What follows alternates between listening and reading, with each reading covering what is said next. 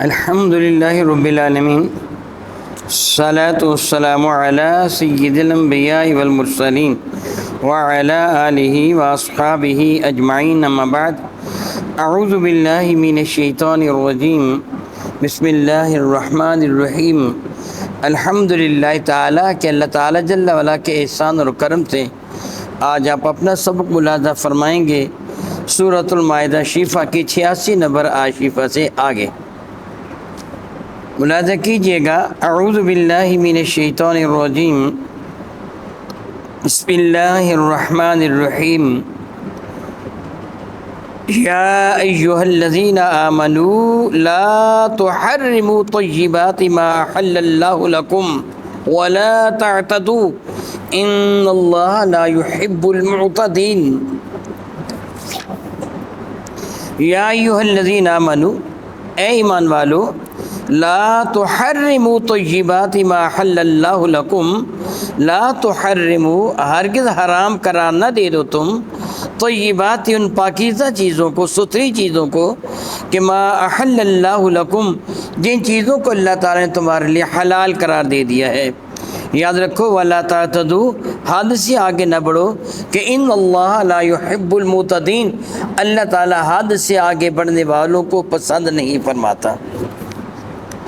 مفسرین اکرام نقل فرماتے ہیں کہ میرے اور آپ کے کریم آقا حضور رحمت عالم صلی اللہ تعالیٰ علیہ وسلم نے ایک مرتبہ صحابہ اکرام کے سامنے خطبہ ارشاد فرمایا، جس میں دنیا کی بے ثباتی اور آخرت کے بارے میں حضور نے ذکر فرمایا کہ دنیا کس طرح ختم ہو جائے گی، پھر آخرت میں کیا کچھ ہوگا، ذکر کیا تو صحابہ اکرام پہ اس بات کا بہت زیادہ اثر ہوا۔ کہا جاتا ہے کہ 10 کے قریب صحابہ کرام حضرت عثمان بن مظعون رضی اللہ تعالیٰ عنہ کے گھر اکٹھے ہوئے۔ یہ مختلف مفسرین کرام نے نقل فرمایا، میں جن کا خلاصہ آپ کے سامنے ذکر کر رہا ہوں، جن میں حضرت سیدنا علی المرتضیٰ بھی تھے، جن میں حضرت سیدنا صدیق اکبر بھی تھے، جن میں عبداللہ ابن عمر بھی تھے، عبداللہ ابن مسعود بھی تھے، حضرت سیدنا عبداللہ ابن عمر رضی اللہ تعالیٰ، سیدنا ابی ذر غفاری بھی تھے، یعنی 10 کے قریب صحابہ کرام ان کے ہاں جمع ہوئے اور کہنے لگے کہ یہ آخرت کی منازل تو بہت زیادہ سخت ہیں، ہمیں ان کے لیے کچھ تیاری کرنی چاہیے۔ انہوں نے آپس میں ایک وعدہ کیا کہ آج کے بعد ہم اپنی بیویوں کے پاس نہیں جائیں گے۔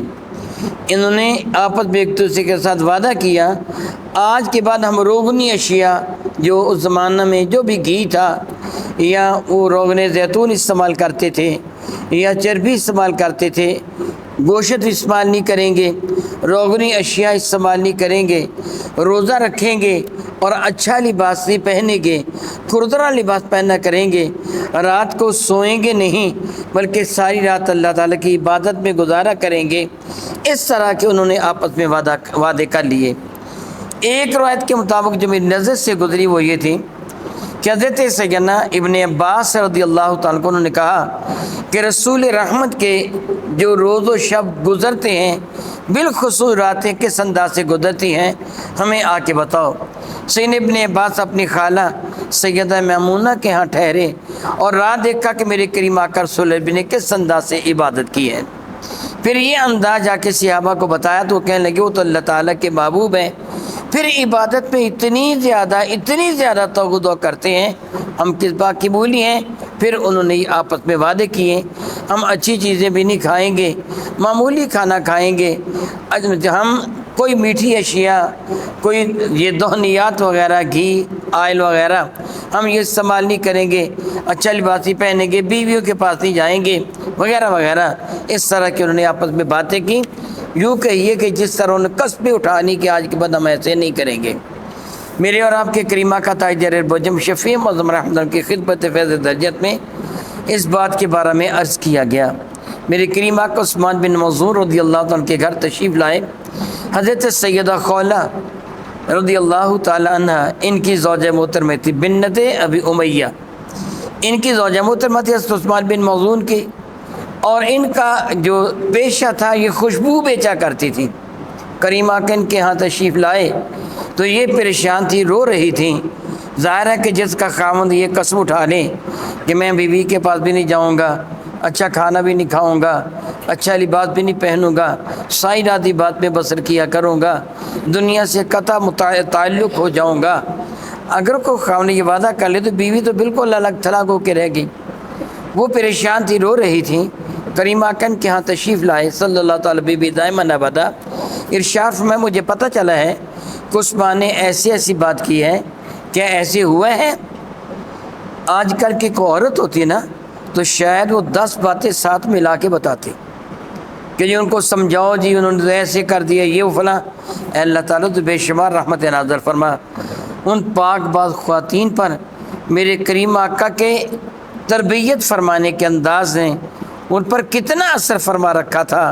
حضور سید عالم کی صحبت فیض درجے سے کس قدر مستفیض ہو چکی تھیں، بارگاہ سالت مآب میں اپنے خاوند کی شکایت بھی نہیں لگائی اور جھوٹ بھی نہیں بولا۔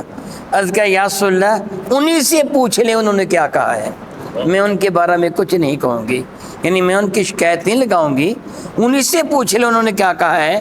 تو کریم آقا نے فرمایا جب عثمان آئیں، یہ عثمان ابن عفان نہیں ہے، عثمان بن مظعون ہیں، یہ اور ہیں۔ عثمان ابن عفان تو میرے نبی کے داماد ہیں نا، یہ اور ہیں عثمان بن مظعون رضی اللہ تعالیٰ عنہ۔ کریم آقا کے تشریف لے جانے کے بعد جب عثمان بن مظعون گھر آئے تو ان کی زوجہ محترمہ نے عرض کیا کہ حضور آپ کو بارگاہ سالت مآب طلب کیا گیا ہے۔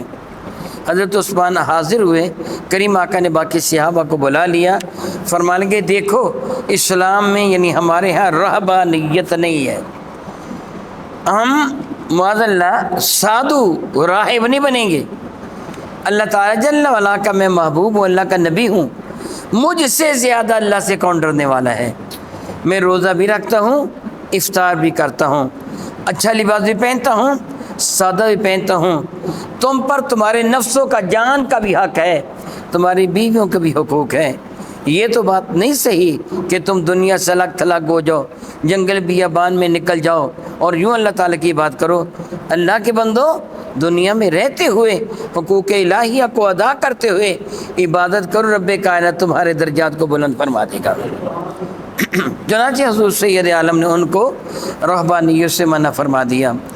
اس آیہ برکت سے اس بات کا پتہ چلا جو چیز حلال ہے اس کو حرام قرار دے دینا بڑا گناہ ہے۔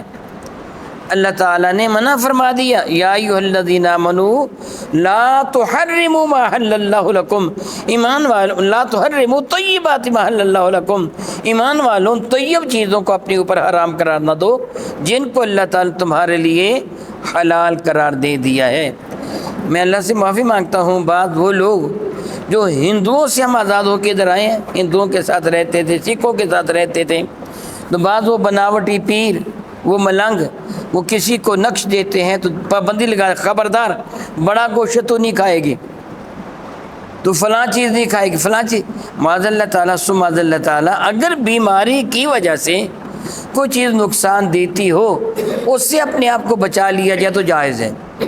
اللہ تعالیٰ فرماتا لا تلقوا بأیدیکم الی التہلکہ، اپنے ہاتھوں سے اپنے آپ کو ہلاکت میں نہ ڈالو۔ جو چیز تمہیں نقصان دیتی وہ نہ کھاؤ، اگر نقصان نہیں دیتی تو صرف ہندوؤں کے کہنے پر کہ گائے کو ذبح ہونے سے کس طرح بچا لیں، یہ کہ جی بڑا گوشت نہ کھانا، یہ غلط ہے، اس کی کوئی بھی حقیقت نہیں ہے۔ نقصان دے تو نہ کھایا جائے، نقصان نہ دے تو اس کو حرام نہیں کہا جا سکتا۔ حلال استعمال کرنا، حرام سے اپنے آپ کو بچانا، شبہ والی چیزوں سے اپنے آپ کو بچانا، یہ تقوی ہے۔ لیکن حرام کو چھوڑ دینے کا نام تقوی نہیں ہے کہ یہ بندہ کہ میں حلال چیزیں بھی نہیں کھاؤں گا، اچھا کھانا نہیں کھاؤں گا، اچھا پانی نہیں پیوں گا، اچھا لباس نہیں پہنوں گا، نہیں، اس چیز کی اجازت نہیں ہے۔ اللہ تعالیٰ کی نعمت کریم آقا تاجدار اربجم شفیع معظم رحمت عالم صلی اللہ علیہ وسلم تشریف فرما تھے۔ بارگاہ اقدس میں ایک صاحب حاضر ہوئے، ان کے بال بکھرے ہوئے تھے، لباس ان کا پھٹا پرانا تھا، جس میں ان کا میلا کچیلا تھا، حالت ان کی اتنی اچھی نہیں تھی۔ کریم آقا صلی اللہ علیہ وسلم جانتے تھے یہ کون ہیں، کس قبیلے سے تعلق رکھتے ہیں، کریم آقا جانتے تھے اچھی طرح ان کو۔ فرمانے گئے فلاں کیا اللہ تعالیٰ نے تجھے اپنی نعمتوں سے سرفراز نہیں فرمایا، تجھے نعمتیں نہیں دی ہیں؟ انہوں نے کہا جی یا رسول اللہ نے بڑی نعمتیں عطا فرمائی ہیں کہ میرے پاس اتنے بھیڑ بکریاں ہیں، اتنی گائیاں ہیں، اتنے اونٹ ہیں، اتنے گھوڑے ہیں وغیرہ وغیرہ۔ انہوں نے عرض کیا کہ میرے پاس یہ سامان ہے، تو کریم آقا فرمانے کے صلی اللہ علیہ وسلم پھر اللہ تعالیٰ کی نعمتوں کا اثر تیرے بدن پر نظر کیوں نہیں آتا؟ اگر اللہ تعالیٰ نے تجھے نعمتیں عطا فرمائی ہیں تو اپنے آپ کو بنا سنوار کے رکھ، اچھا لباس پہن۔ اسی طرح ایک آدمی جو حاضر ہوا تھا، اس کے بال بھی بکھرے ہوئے تھے، داڑھی کے بھی، سر کے بھی، جسم میلا کچیلا تھا، لباس بھی پھٹا پرانا تھا۔ میرے کریم آقا نے ان کو احساس دلایا، جاؤ جا کے غسل کر کے آؤ، اچھا لباس پہن کے آؤ، تم صاحب ثروت ہو۔ وہ صاحب گئے، جا کے غسل کر کے اچھا لباس پہنا، سر کو داڑھی کو تیل لگایا، کنگھی کی، بارگاہ ساتھ باب میں حاضر ہوئے۔ مفہوم حدیث بنتے ہیں، میرے کریم آقا فرمائیں گے دیکھا اب تم کتنے اچھے لگتے ہو، پہلے تم شیطان کی طرح بن کے آ گئے تھے۔ یعنی اسلام نے تمہیں حلال چیزوں سے منع نہیں کیا، منع کیا حرام چیزوں سے۔ ہاں جس چیز میں تمہیں شبہ ہو کہ کہیں یہ حرام نہ ہو، اس کو استعمال نہ کرو، یہ بھی تقویٰ ہے، لیکن حلال کو اپنے اوپر حرام قرار نہ دے دو۔ ہاں جو میں پہلے عرض کر چکا ہوں کہ اگر کسی بیماری کی وجہ سے کوئی پرہیز کی جاتی ہے، جس طرح اطباء یا ڈاکٹر حضرات پرہیز بتاتے ہیں فلاں چیز استعمال نہ کرنا، وہ چیز استعمال کرنے سے بیماری کے بڑھ جانے کا اندیشہ ہوتا ہے، نقصان کا اندیشہ ہوتا ہے، اور اللہ تعالیٰ نے منع کیا کہ اپنے آپ کو نقصان میں نہ ڈالو۔ اس نقصان سے بچنے کے لیے بندہ پرہیز کرو، جدا بات ہے، وگرنہ جس کو اللہ نے حلال قرار دیا کسی کی جرت نے اس کو حرام قرار دے دی۔ اللہ تعالیٰ فرماتا ہے خبردار حد سے نہ بڑھو، وَلَا تَعْتَدُوا، حد سے آگے نہ بڑھو، کہ ان اللہ، بے شک اللہ تعالیٰ، لا يحب المعتدین، جو حد سے آگے بڑھنے والے ہیں اللہ تعالیٰ جل وعلا ان سے محبت نہیں فرماتا۔ وَكُلُوا مِمَّا رَزَقَكُمُ اللَّهُ حَلَالًا طَيِّبًا، جو اللہ تعالیٰ نے صاف ستھری اور حلال چیزیں تمہیں عطا فرمائی ہیں ان کو کھایا کرو، ان کو استعمال کرو، ان کو کھاؤ۔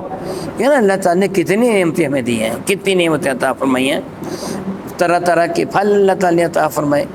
اللہ تعالیٰ نے دودھ اور اس کے متعلقہ ساری چیزیں، وہ مکھن ہے، گھی ہے، دہی ہے، پنیر وغیرہ، دودھ اور اس سے متعلقہ ساری چیزیں عطا فرمائیں۔ گوشت طرح طرح کا ہمیں اللہ تعالیٰ نے عطا فرمایا، اناج طرح طرح کا ہمیں اللہ تعالیٰ نے عطا فرمایا، پھل قسم قسم کے اللہ تعالیٰ نے ہمیں عطا فرمائے، مشروبات طرح طرح کے اللہ تعالیٰ نے عطا فرمائے۔ ہاں البتہ یہ ضرور ہونا چاہیے اگر تم کوئی پھل کھاؤ یا کوئی بھی شے کھاؤ، دودھ پیو، تو اللہ کا شکر ادا کرو، مولا تعالیٰ تیرا کتنا کرم ہے کہ تو نے یہ چیز ہم ناچیز بندوں کے لیے پیدا فرما دیں۔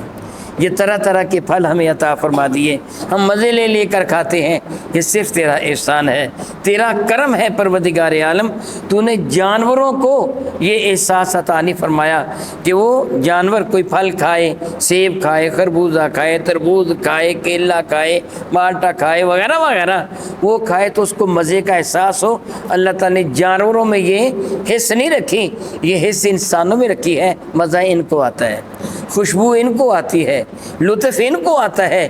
گویا یہ سب کچھ اللہ تعالیٰ نے تمہارے لیے بنایا، استعمال کرتے ہوئے اپنے رب کا شکر ضرور ادا کیا کرو۔ وَكُلُوا مِمَّا رَزَقَكُمُ اللَّهُ حَلَالًا طَيِّبًا، کھاؤ اللہ تعالیٰ کی عطا فرمودہ نعمتوں سے، رزق سے جو اللہ تعالیٰ نے تمہیں حلال اور طیب۔ اس موضوع پہ کئی دفعہ گفتگو ہو چکی کہ حلال کیا ہوتا ہے، طیب کیا ہوتا ہے، اور اللہ تعالیٰ فرماتا ہے وَاتَّقُوا اللَّهَ، اللہ سے ڈرتے رہو، ان یہ چیزیں استعمال کرو اور اپنے رب کا خوف اپنے دل میں رکھو۔ اللہ اکبر، اللہ اکبر، اللہ بڑا بے نیاز ہے، بڑا بے نیاز ہے، ڈرتے رہو، بڑا بے نیاز ہے۔ وہ کتنے لوگ ہیں بڑے بڑے امیر ہونے کے باوجود وہ بہت ساری چیزیں نہیں کھا سکتے، بلڈ پریشر بہت بڑا ہوا ہے، شوگر بہت ہو گئی ہے، دل کا فلاں مرض ہے، فلاں چیز بھی نہیں کھانی، فلاں بھی نہیں کھانی، فلاں بھی نہیں کھانی، فلاں بھی نہیں کھانی، وہ اللہ تعالیٰ کی نعمتوں سے محروم ہے۔ اللہ تعالیٰ مجھ سے ڈرتے رہو اور شکر ادا کیا کرو کہ میں نے تمہیں نعمتیں عطا فرمائی ہیں، ڈرتے رہا کرو، میں ہر چیز پر قادر ہوں۔ واتقوا اللہ، اور تم ڈرو اس اللہ تعالیٰ سے، الذی انتم بہ مؤمنون، جس اللہ تعالیٰ پر تم ایمان لا رہے ہو نا، اس اللہ تعالیٰ کا خوف اپنے دل میں رکھا کرو۔ تقوی اختیار کیا کرو۔ کریم آقا کا ارشاد گرامی قدر میں پہلے آپ کو سنا چکا ہوں کہ ارشاد گرامی قدر فرمایا حلال بھی ظاہر ہے حرام بھی ظاہر ہے، متقی وہ ہے جو خود کو شبہ والی چیزوں سے بچا لیتا ہے۔ او کما قال اللہ تبارک و تعالی واللہ تعالی اعلم باسرار کتابہ۔